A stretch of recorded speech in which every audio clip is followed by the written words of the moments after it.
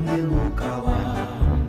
Belajar bergerak berbagi untuk negeri, guru penggerak majukan pendidikan. Guru penggerak menghamba pada murid, kreatif rancang pembelajaran. Hargai potensi, tingkatkan prestasi, lahirkan profil pelajar Pancasila.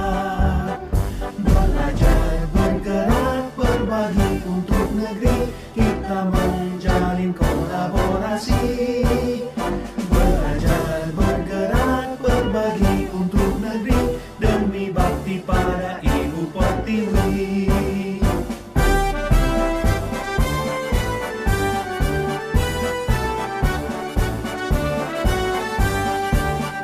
Bulatkan tekad, kuatkan hati, negeri ini memanggilmu kawan.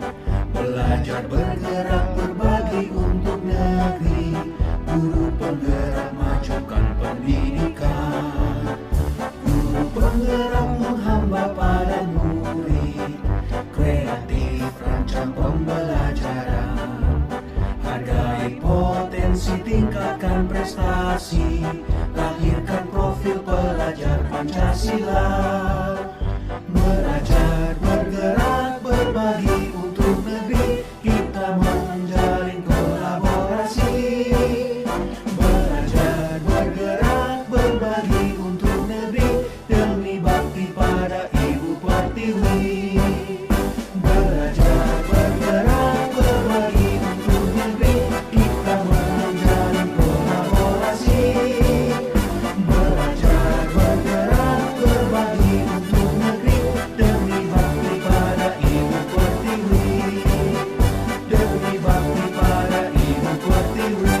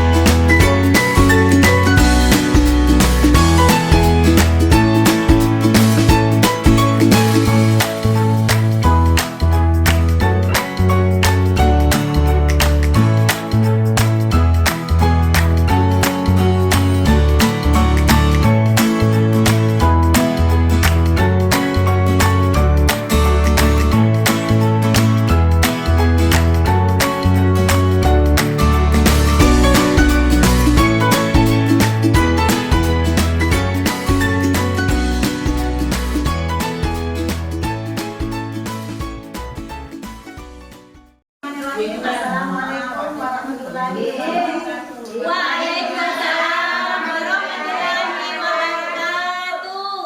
Yang terhormat Ibu Pengawas TK Kecamatan Baranti, yang saya hormati Ibu Kepala Sekolah serta guru rekan profesi Kecamatan Baranti,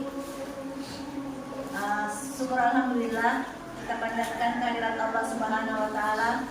Pada hari ini kita diberikan kesehatan, kesempatan untuk bisa hadir di acara kita ini,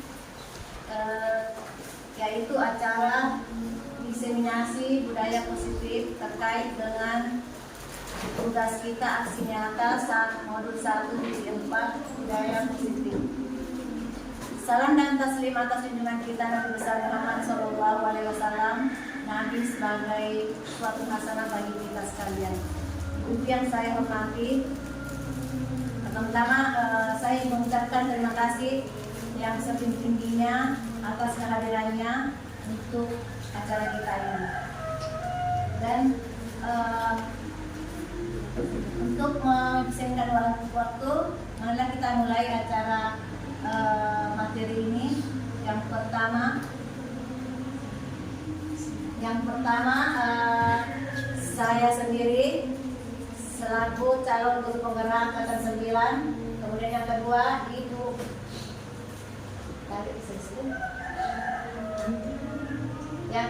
Ibu Ramla, yang ketiga Aminah, yang keempat Haji Masriani. Untuk materi pertama yaitu konsep inti budaya positif. Yang pertama itu perubahan paradigma belajar. Untuk materi saya yang karena kami bagi ada 6 materi, kami bagi menjadi 2 materi 1 orang. Yang pertama untuk saya perubahan paradigma belajar, kemudian disiplin positif, kemudian selanjutnya nilai-nilai kebajikan dan kebutuhan dasar manusia itu oleh Ibu Ramla, kemudian posisi kontrol guru dan keyakinan kelas oleh Ibu Aminah, kemudian terakhir segitiga institusi oleh Ibu Haji Masriani.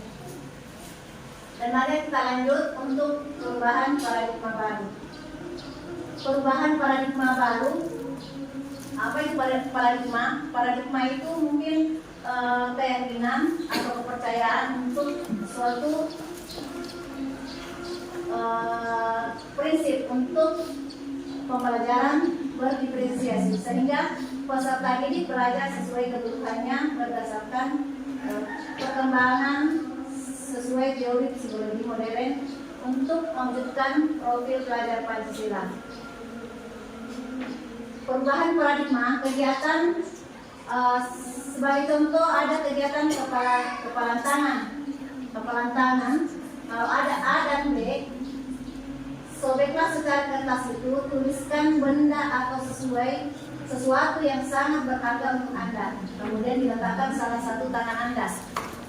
Kemudian digenggam dengan segala daya, buatlah sebuah. Kemudian teman yang satu atau B akan mencoba dengan sekuat tenaga, apakah dengan membuat berbagai cara atau dengan bisa membujuk, bisa mengancam, atau bisa menghabis, menyuap untuk membuka kepala tangan itu, tergantung dari kita. Kemudian selanjutnya miskonsepsi tentang budaya kontrol. Ini karena budaya kontrol banyak yang belum paham tentang budaya-budaya yang kita tanamkan di pendidikan di anak di usia dini. Ada miskonsepsinya, ilusi guru mengontrol murid. Kemudian ilusi bahwa kritik dan membuat rasa bersalah mampu menguatkan karakter. Kemudian ilusi bahwa semua penguatan positif, efektif dan bermanfaat. Pakai slide ini.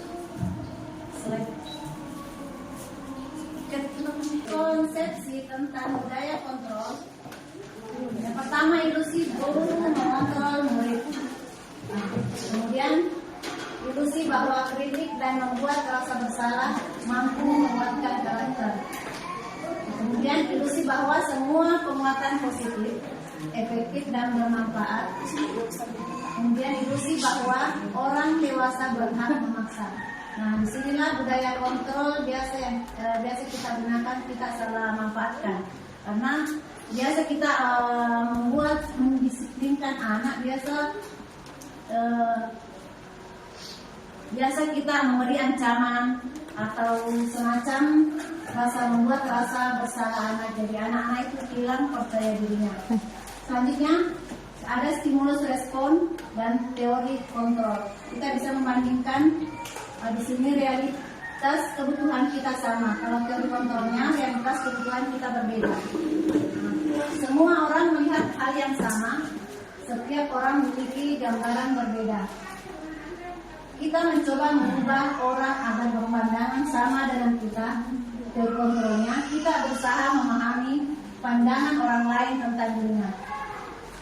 Perilaku buruk dilihat sebagai suatu kesalahan. Semua perilaku memiliki tujuan. Orang lain bisa mengontrol saya. Terkontrol hanya Anda yang bisa mengontrol diri Anda. Saya bisa mengontrol orang lain, Anda tidak bisa mengontrol orang lain. Pemaksaan ada pada saat bukan kolaborasi dan konsensus menciptakan pilihan-pilihan baru. Yang terakhir, model berpikir menang kalah. Teori kontrol, model berpikir menang kalah.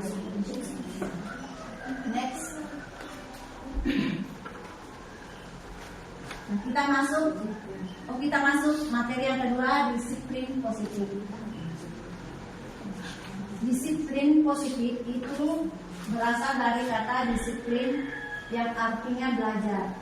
Nah, disiplin mengacu pada disiplin diri yang memiliki tanggung jawab terhadap apa yang dilakukannya berdasarkan nilai-nilai yang diyakini. Disiplin positif merupakan salah satu cara penerapan disiplin yang bertujuan untuk menumbuhkan kesadaran serta memberdayakan peserta didik tanpa imbalan penghargaan, ancaman atau hukuman. Nah, disinilah disiplin positif. Kadang kita serba salah. Kadang-kadang apalagi anak TK yang kita hadapi biasa untuk mendisiplinkan kita beri imbalan dengan penghargaan seperti itu ya. Biasa misalnya siapa yang sudah duluan selesai boleh pulang cepat. Nah, sebenarnya itu mungkin harus kita ubah semua menjadi nanti kita belajar selanjutnya karena ada metode materi selanjutnya. Jadi kita beralih sebagai pendidik, tujuan kita adalah menggunakan peserta didik yang memiliki disiplin diri sehingga mereka berperilaku mengacu kepada nilai-nilai kebajikan universal dan memiliki motivasi intrinsik dalam perubahan perilaku ke arah yang lebih baik.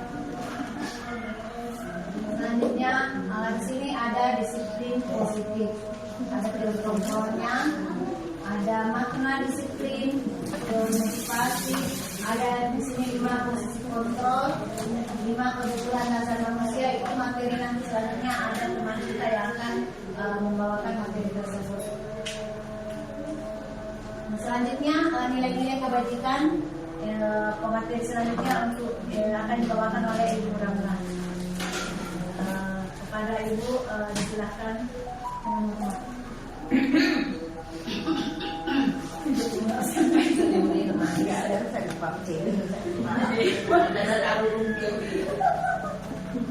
Ya, baiklah. Terima kasih atas kesempatannya. Assalamualaikum warahmatullahi wabarakatuh. Waalaikumsalam warahmatullahi wabarakatuh. Perkenalkan, nama saya Ramla dari TK Negeri Dharma Wanita Simpo. Sebelum saya membawakan materinya, kita ice briefing dulu, semuanya berdiri.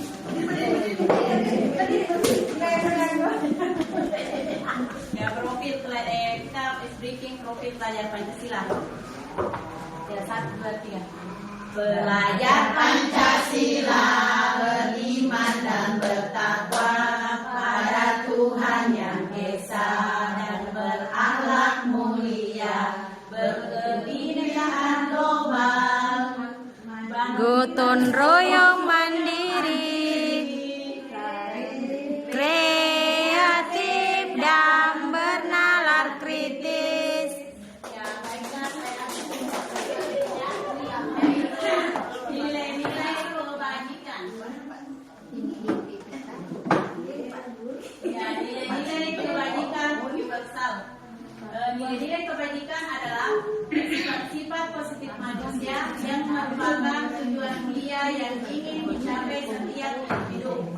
Nilai-nilai tersebut bersifat universal dan lintas bahasa, suku bangsa, agama maupun latar belakang. Setiap perilaku perbuatan memiliki suatu tujuan.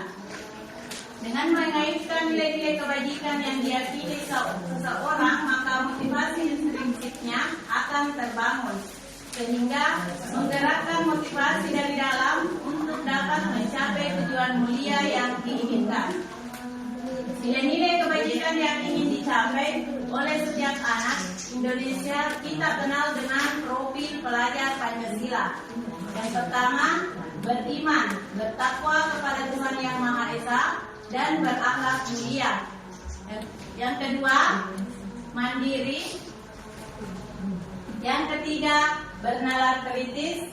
Yang keempat, berkebinekaan global.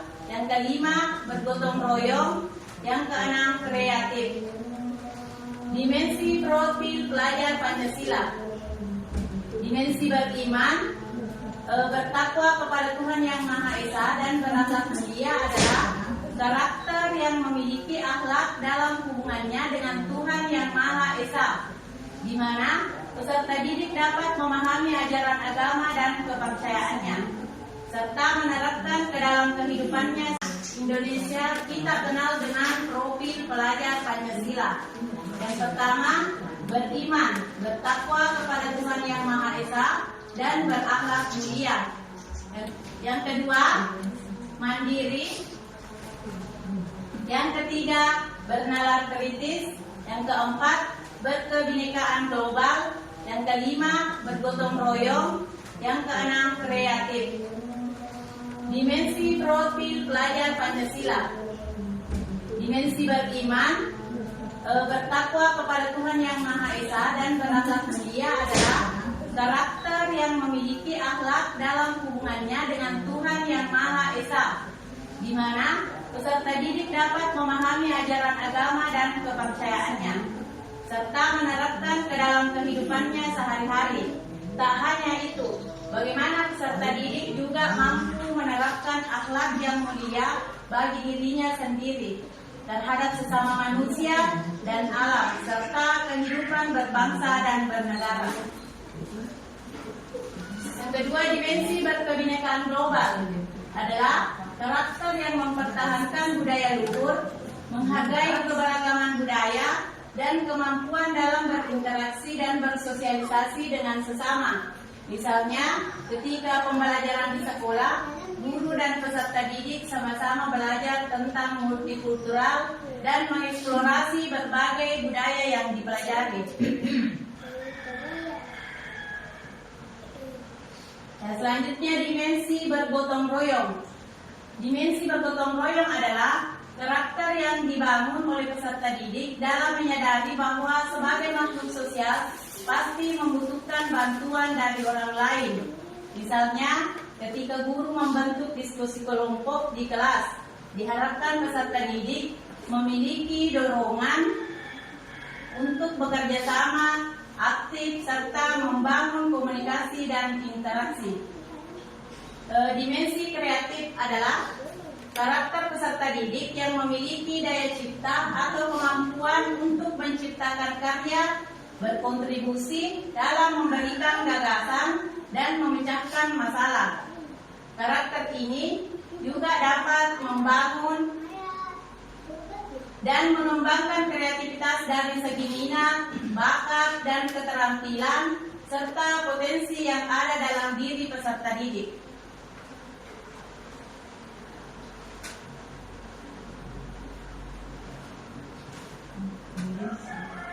Selain itu, terdapat banyak nilai-nilai kebajikan universal antara lain keadilan, keselamatan, tanggung jawab, kejujuran, rasa syukur, berprinsip, integritas, kasih sayang, rajin, berkomitmen, percaya diri, kesabaran.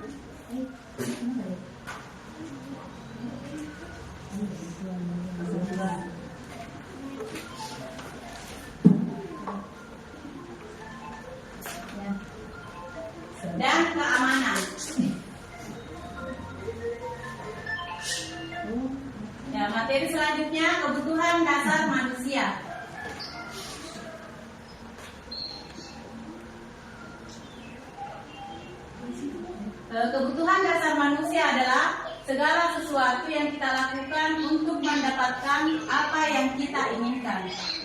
Seluruh tindakan yang kita lakukan memiliki tujuan tertentu, dan semua usaha terbaik yang kita lakukan adalah dalam rangka agar kebutuhan dasar kita terpenuhi dengan baik.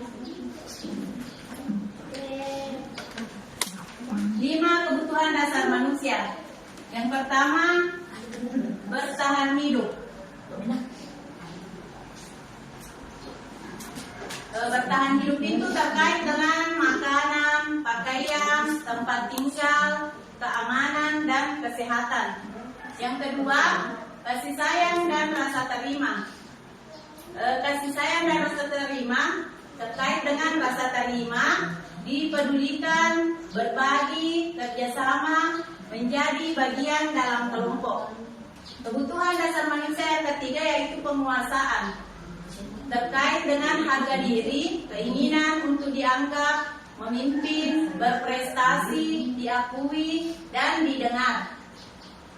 Kebutuhan dasar manusia yang keempat yaitu kebebasan, terkait dengan mandiri, memiliki pilihan, mencoba hal baru, mampu mengendalikan arah dirinya.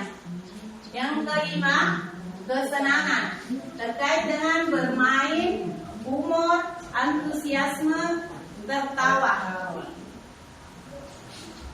Ya, sekian materi dari saya. Saya persilakan materi selanjutnya. Ya, Ibu. Nama saya dulu Amina, calon guru penggerak angkatan 9 yang akan membahas tentang 5 posisi kontrol manusia. Saya dari Dekan Negeri Data Cibotakan.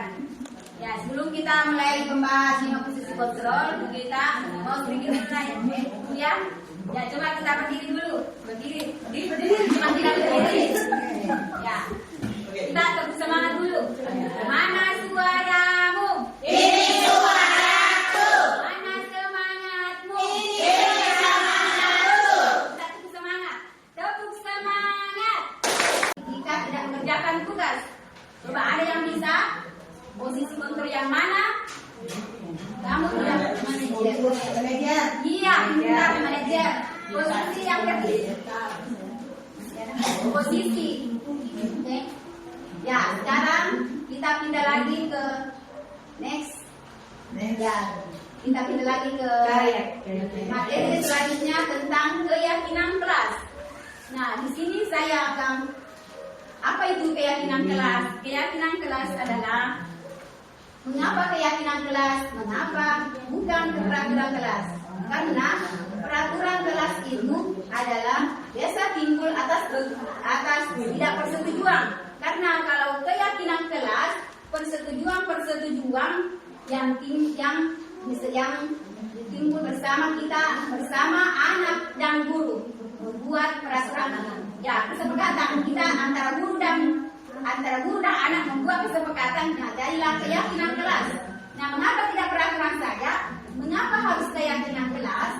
Yang pertama, mengapa kita memiliki peraturan harus menggunakan helm bila mengendarai kendaraan roda 2? Yang kedua, mengapa kita memiliki peraturan 3M, menggunakan masker, mencuci tangan, dan menjaga jarak 1,5 meter? Yang ketiga, mengapa kita memiliki peraturan harus datang tepat waktu pada saat mengikuti pelatihan? Nah, ini untuk mendukung motivasi intrinsik kembali ke nilai-nilai keyakinan bagi menggerakkan seseorang dan kita mengikuti serangkaian peraturan-peraturan. Next.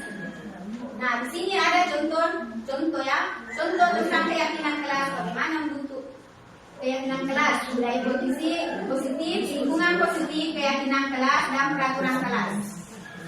Nah, di sini cara pembentukan keyakinan kelas. Yang pertama itu harus bersifat abstrak. Yang kedua berupaya pernyataan universal.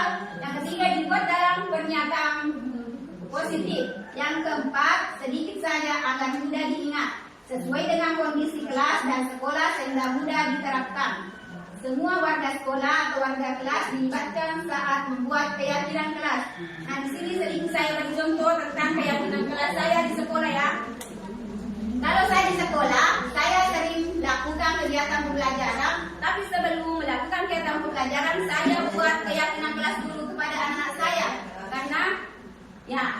sebelum memulai pelajaran kita menyampaikan kelas. Contohnya ya, anak-anak, contohnya ada contoh anak yang itu, anak-anak kita buat keyakinan kelas sebelum kita mulai pelajaran. Coba ada yang bisa bantu Bunda untuk membuat keyakinan kelas. Ya, biasanya itu anak-anak ada yang mengangkat tangan. Saya Bunda. Ya, coba apa nak? Tidak boleh ribut. Iya, betul. Tidak boleh ribut. Yang pertama, tidak boleh ribut. Ya, coba ada yang bisa bantu Bu. Ya, yang kedua apa? Tidak boleh jalan-jalan. Ya, tidak boleh jalan-jalan. Tidak boleh. Iya, tidak boleh minum. Tidak boleh minum sebentar belajar. Ya, ya, harus minta izin sebelum membuat. Ya, jadi membuat keyakinan kelas itu harus sedikit supaya anak bisa mengingat. Jadi pembelajaran esoknya sebelum kita melakukan pembelajaran, ya selalu saya ingatkan kepada anak saya, bilang, siapa masih ingat keyakinan kelas kita kemarin buat? Ya, anak-anak pasti ingat karena mudah diingat, singkat ya.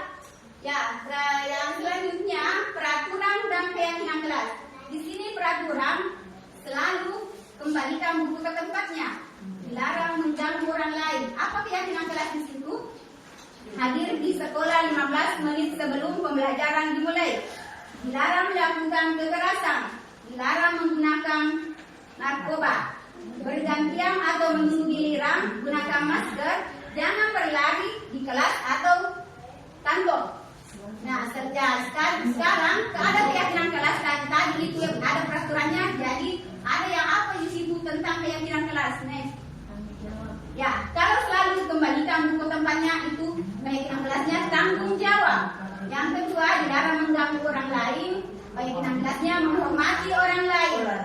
Yang ketiga, hadir di sekolah 15 menit sebelum pembelajaran dimulai, menghormati orang lain atau berkomitmen. Yang keempat, dilarang melakukan kekerasan. Keyakinan kelasnya itu keselamatan, menghormati orang lain.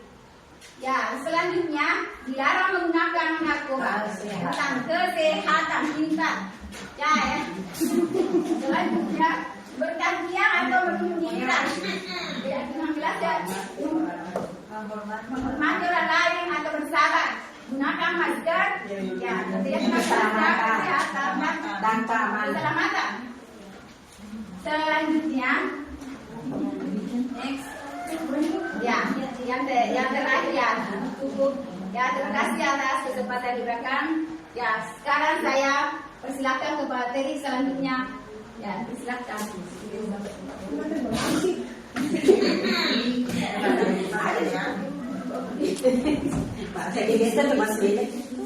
Terima kasih atas kesempatan yang diberikan kepada saya. Nama saya Marsiani Yusuf dari TK Al-Irsyad Al-Islamiyah Kanye. Saya adalah CGP Angkatan ke-9 Kabupaten Sidrap. Pada kesempatan ini saya akan membawakan segitiga restitusi. Ya, adapun segitiga restitusi itu adalah merupakan suatu proses dialog yang dijalankan oleh guru agar dapat menghasilkan murid yang mandiri dan bertanggung jawab. Seperti ini kita lihat segitiga restitusi berbentuk segitiga, memiliki 3 poin, yaitu validasi tindakan yang salah, menanyakan keyakinan, dan menstabilkan integritas. Next. Ya, untuk menstabilkan identitas yaitu berdasarkan prinsip membuat kesalahan adalah bagian dari proses pembelajaran. Maksudnya itu di sini kita berbuat kesalahan itu untuk belajar. Tanpa kita berbuat kesalahan, kita tidak tahu apakah itu benar atau salah. Bisa saja kita berbuat kesalahan, kita bisa akan yang salah, menanyakan keyakinan, dan menstabilkan integritas. Next.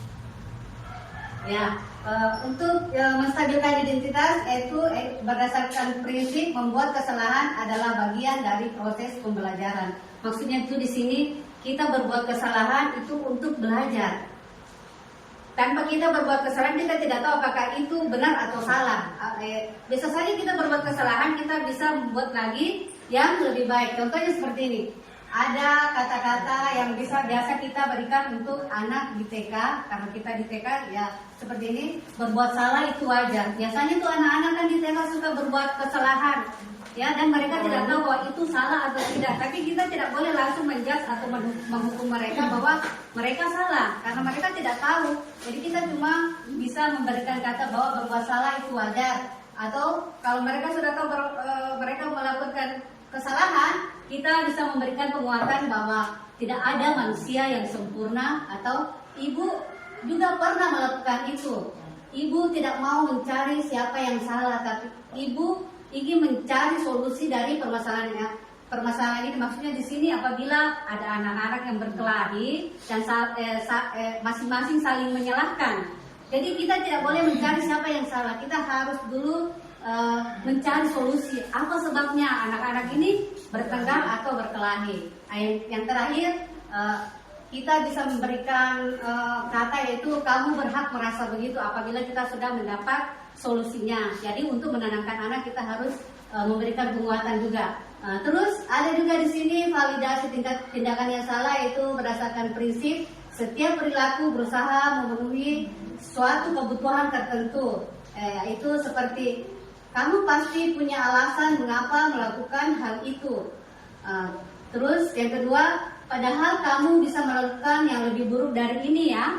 Kita memberikan kata-kata positif untuk anak supaya mereka juga tidak terlalu merasa bersalah. Ya, karena itu biasanya untuk anak-anak kalau kita memberikan kata yang langsung menghukum, dia akan merusak mental anak. Ya, kamu patut bangga karena telah melindungi sesuatu yang penting bagimu. Ya, dalam hal ini mungkin dia mempertahankan mainannya, makanannya. Jadi setelah kita mencari solusi dan mengetahui permasalahannya, kita patut juga memberikan penghargaan seperti itu kepada anak. Terus yang berikutnya itu, kamu melakukannya karena mempertahankan sesuatu yang penting bagimu. Berarti kita menjelaskan, memberikan penguatan bahwa betul memang perbuatannya untuk mempertahankan sesuatu. Ya, kita lanjut untuk menanyakan keyakinan. Menanyakan keyakinan di sini itu berdasarkan prinsip teori kontrol, bahwa pada dasarnya kita termotivasi secara intrinsik. Intrinsik itu berarti dari dalam itu. Contohnya itu apa keyakinan kelas kita, seperti tadi sudah dipaparkan sama Ibu Amina bahwa keyakinan kelas seperti ini. Terus berikutnya itu nilai-nilai apa yang telah disepakati bersama. Selanjutnya seperti apa gambaran sebuah kelas yang ideal menurut kamu. Dan terakhir itu kamu ingin menjadi orang seperti apa. Ya, lanjut.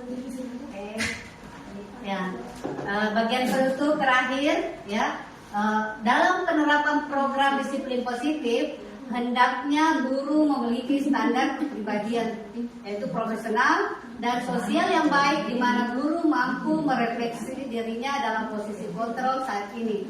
Ya, bagaimana perjalanan dirinya sebagai among atau manajer yang menuntun murid-muridnya menjadi insan yang mandiri, merdeka dan bertanggung jawab.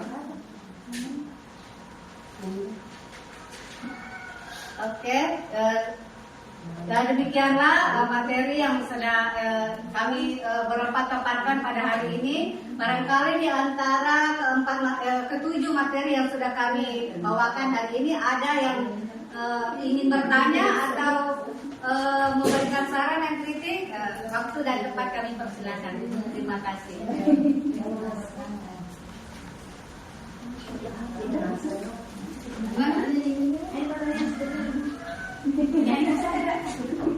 Bertanya. Sedikit sih. Mau sedikit. Masuk 5. Ya, masuk 2. Mau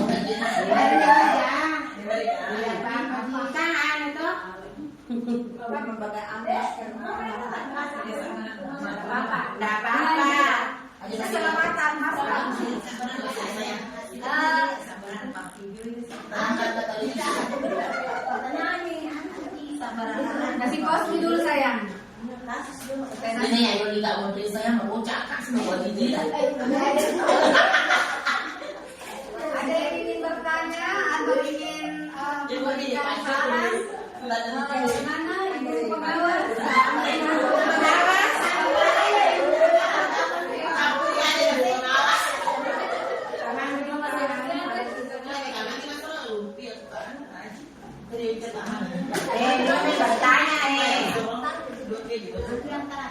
Bertanya berapa?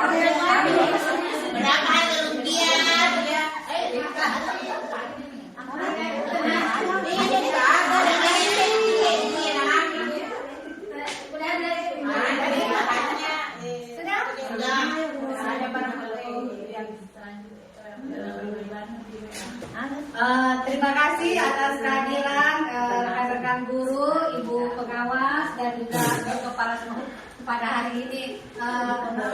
Jika di kemudian hari ada yang ingin ibu-ibu atau ibu kepala sekolah pertanyakan kepada kami, boleh melalui DA atau nanti bertemu langsung dengan kami. Insya Allah kami akan memberikan siap membantu dan memberikan jawaban sesuai dengan kemampuan yang sudah kami terima selama ini. Dan terima kasih. Wassalamualaikum warahmatullahi wabarakatuh. Rekan-rekan guru untuk memberikan pertanyaan kepada kami berempat. Apabila dalam materi yang kami sampaikan ada yang ingin ditanyakan, kami waktu dan tempat kami persilahkan. Silakan Ibu. Bismillahirrahmanirrahim. Assalamualaikum warahmatullahi wabarakatuh. Waalaikumsalam warahmatullahi wabarakatuh. Nama saya Kasmawati dari TK Negeri Dharmawali Tapaseno.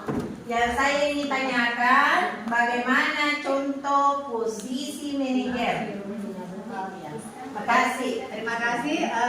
Kebetulan pertanyaan itu ada pada materi daripada Ibu Aminah. Kepada Ibu Aminah kami persilakan untuk bisa memberikan tanggapan. Terima kasih.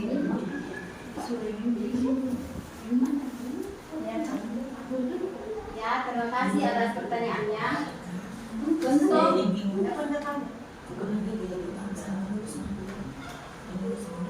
ya, terima kasih pertanyaannya Ibu Kasmati.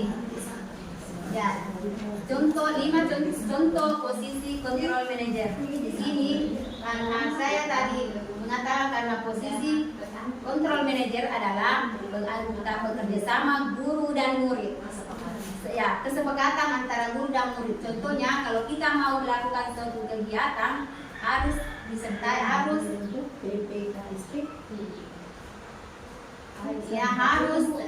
sepengetahuan dengan murid, bersama-sama murid mengerjakan sesuatu.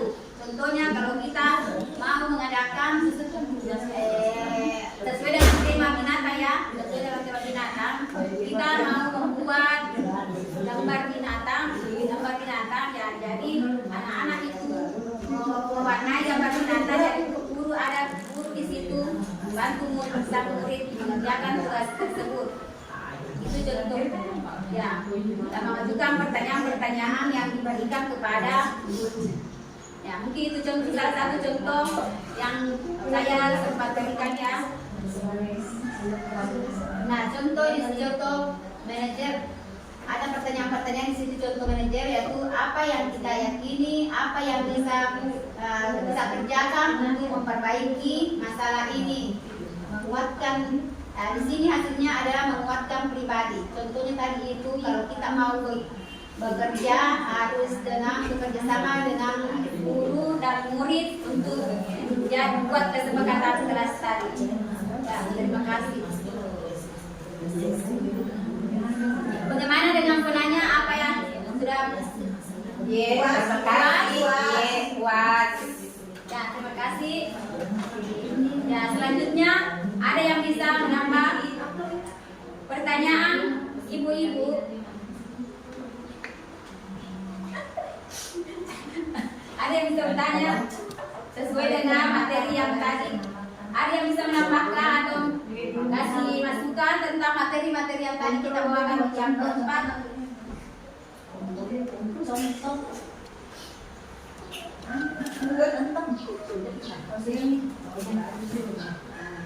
apa yang dia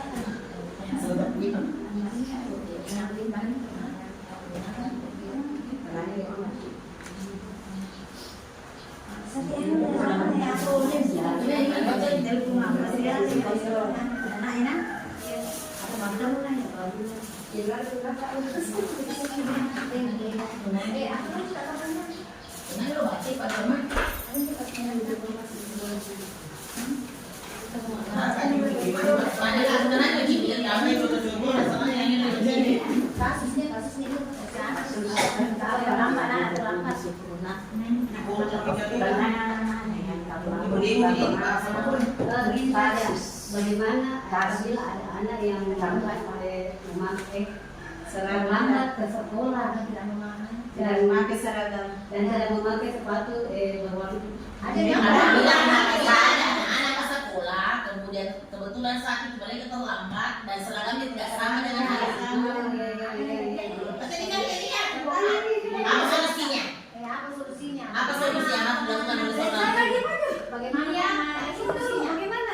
Karena kan sudah restitusi. Penanganan segitiga restitusi. Jadi kan Ya, terima kasih kepada Ibu Amina yang sudah memberikan tanggapan atas pertanyaan dari rekan kita Ibu Kasma. Barangkali ada lagi dari rekan guru yang lain yang ingin bertanya. Kami persilakan. Ya, Ibu. Assalamualaikum warahmatullahi wabarakatuh. Terima kasih atas kesempatan yang diberikan. Pertanyaan saya,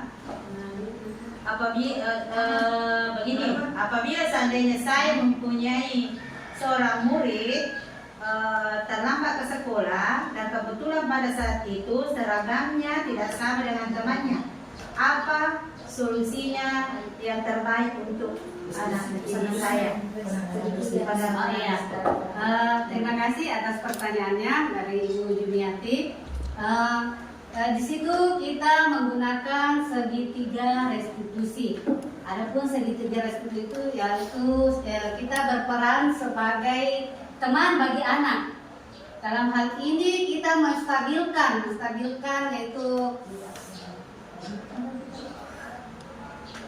kita menstabilkan identitas ya, sehingga anak itu begini, dia terlambat ke sekolah dan memakai baju yang tidak sesuai dengan temannya pada hari itu ya. Sebagai guru, apalagi guru TK ya, kita seharusnya tidak boleh menyalahkan, langsung memberikan kata-kata yang menyudutkan anak tersebut. Kita istilahnya kita berfungsi atau pada posisi teman bagi anak kita.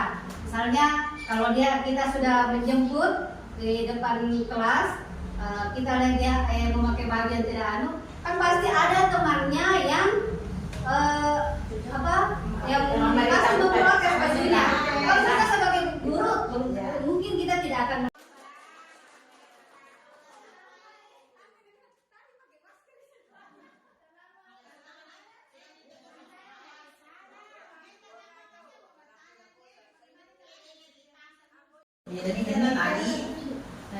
Demikianlah tadi diseminasi budaya positif dari keempat pemateri, yang mana yang pertama tadi saya sendiri Aisyah dari TK Idata Dharma Langgang, dan yang kedua Ibu Ramla dari TK Dharma PDRI, TK Negeri Dharma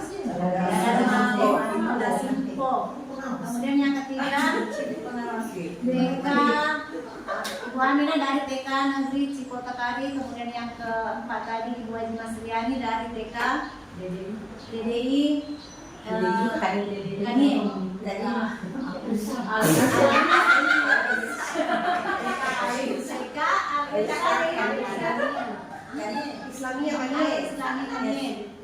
Itulah tadi keempat pemateri.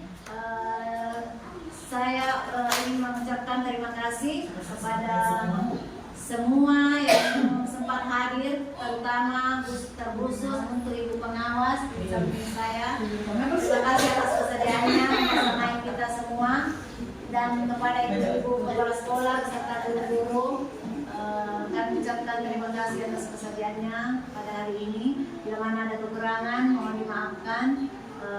Kami akhiri dengan ucapan Alhamdulillahirobbilalamin. Wassalamualaikum warahmatullahi wabarakatuh. Waalaikumsalam.